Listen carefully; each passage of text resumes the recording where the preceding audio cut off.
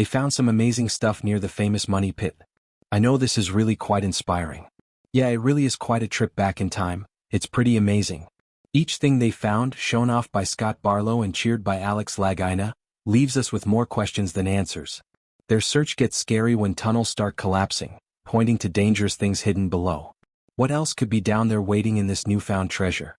Alex, who has been enamored of this thing since he was 10, reflects on the journey, saying, "Here we are doing it together as brothers. Explore with us to find out what remains buried deep." Another week, another clue. This time, the narrative introduces another additional week of exploration, a phrase that regular viewers might find overly familiar. It suggests that something big is just around the corner, yet, as always, that breakthrough seems to stay just out of reach. Scott Barlow's contemplation over the lack of structural findings in a newly explored underground area adds to the skepticism, making one wonder if there's anything significant down there after all. Despite the initial excitement, the story soon hits a literal roadblock. The part of the tunnel they were exploring collapses. This setback is paradoxically both disappointing and intriguing, as it raises more questions and ensures that viewers will return hoping for more clues.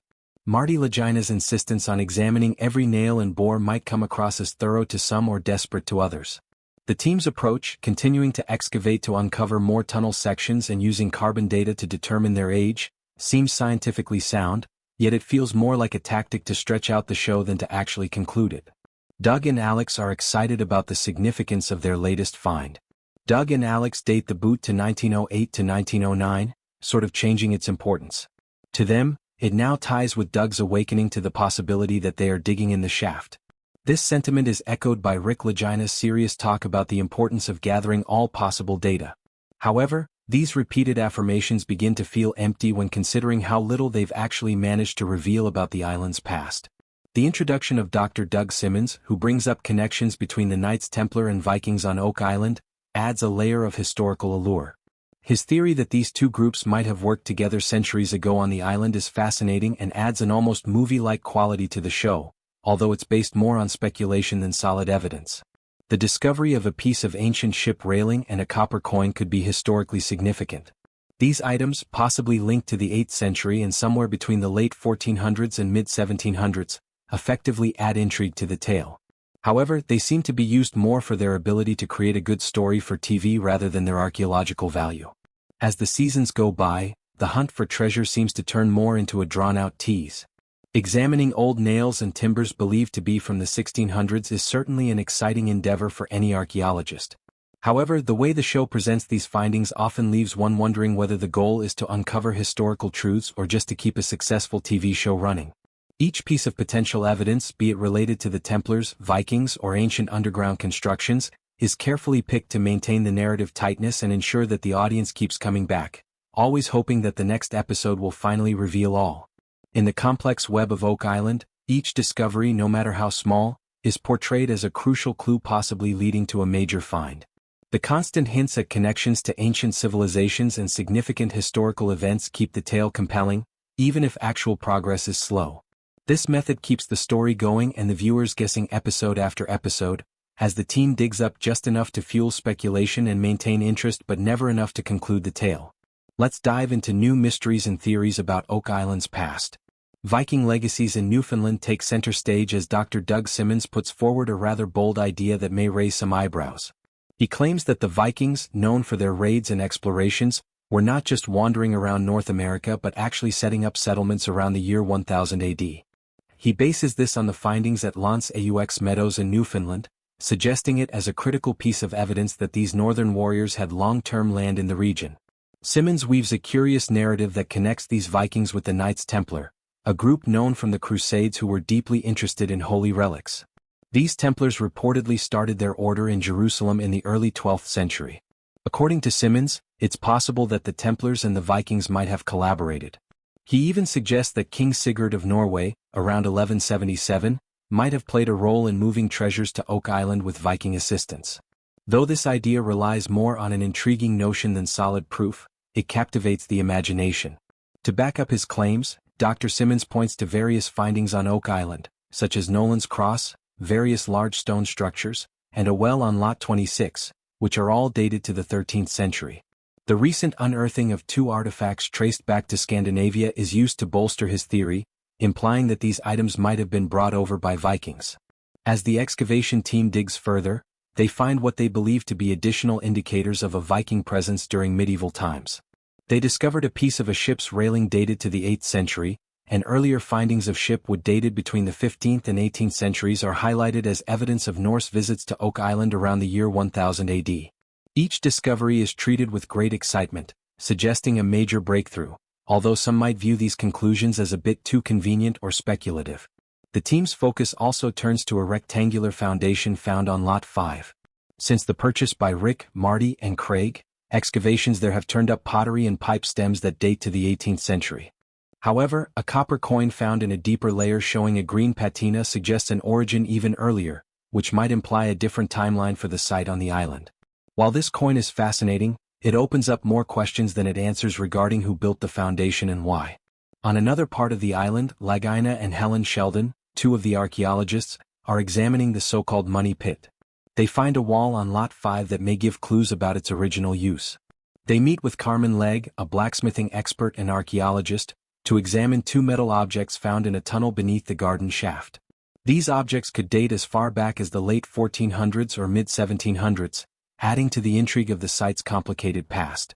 A carbon dating analysis provided to the team suggests that the tunnel beneath the garden shaft could have been created 150 years before the money pit was discovered, introducing a new layer of complexity to the site's story.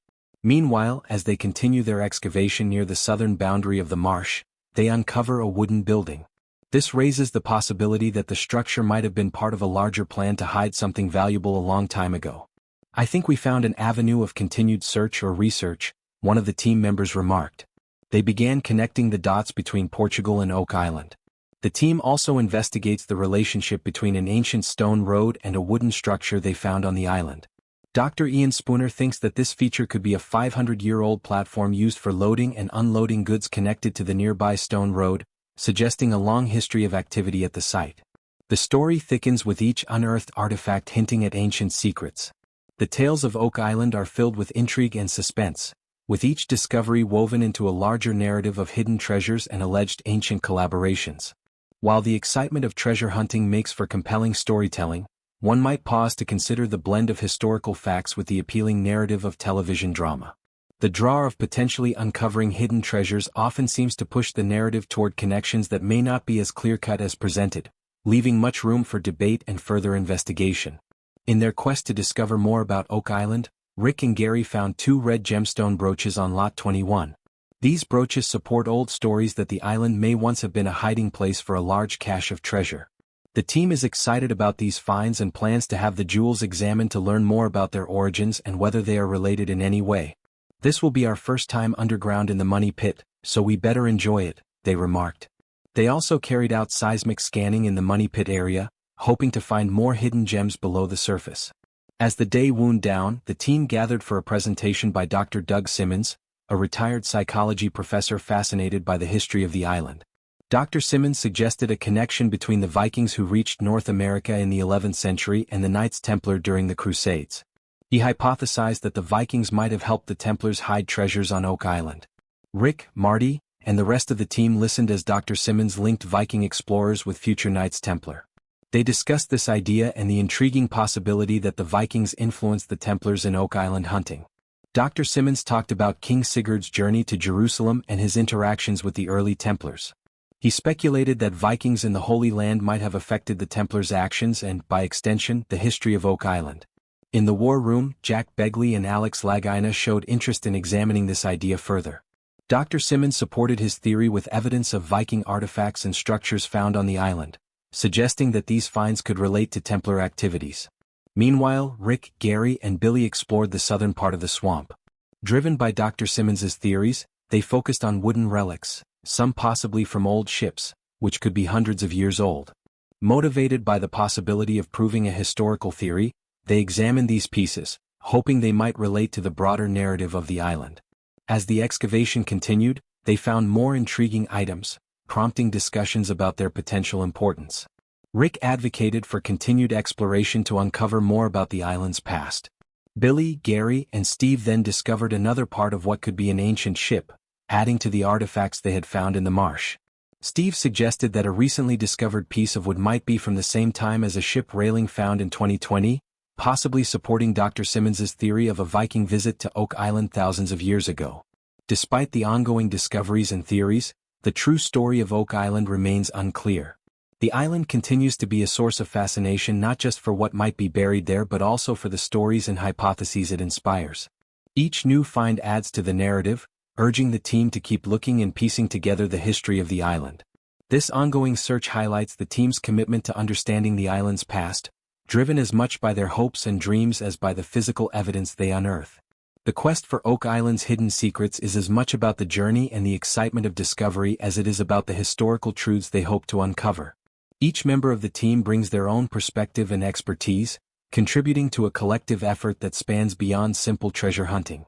As they dig deeper and uncover more, they are not only chasing possible treasures but also weaving a rich tapestry of historical speculation and genuine curiosity. It's very plausible, it's enticing, it's interesting. What it says is there are answers in that swamp, and we are getting close, the team concluded with excitement more than treasure.